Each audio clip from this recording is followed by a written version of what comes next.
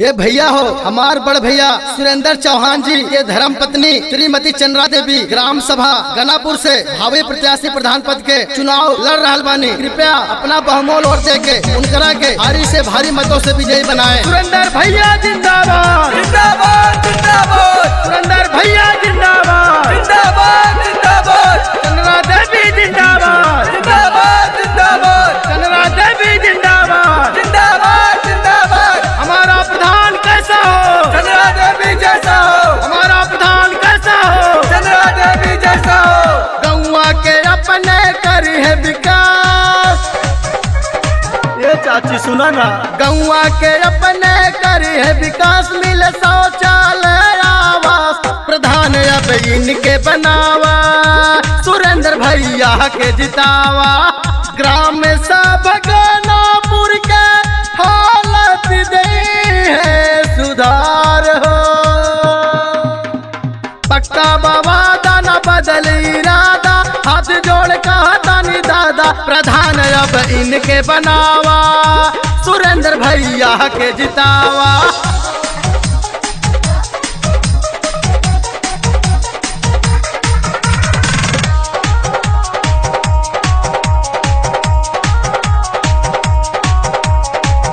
ये चाची ये चाचा आप लोगों से विनती बा कि अब की बार हमारे सुरेंद्र भैया के जरूर जीते हैं।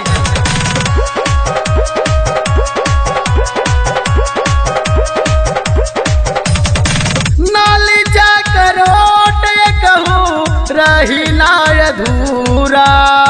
लागी सोलर लाइट चमके लागी गाँव पूरा। साचों में बहुत बड़ काम हो ये भैया।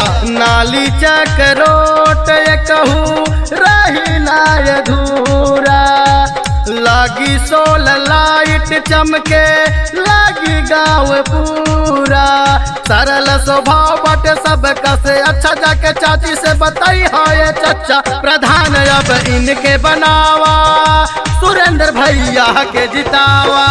सुरेंद्र भैया जिंदाबाद जिंदाबाद जिंदाबाद। चंद्रा देवी जिंदाबाद जिंदाबाद जिंदाबाद। चंद्रा देवी जिंदाबाद जिंदाबाद जिंदाबाद। हमारा प्रधान कैसा हो चंद्रा देवी जैसा हो। हमारा प्रधान कैसा हो चंद्रा देवी जैसा हो। दुखिया गरीबवन के तोरी है मदद हो।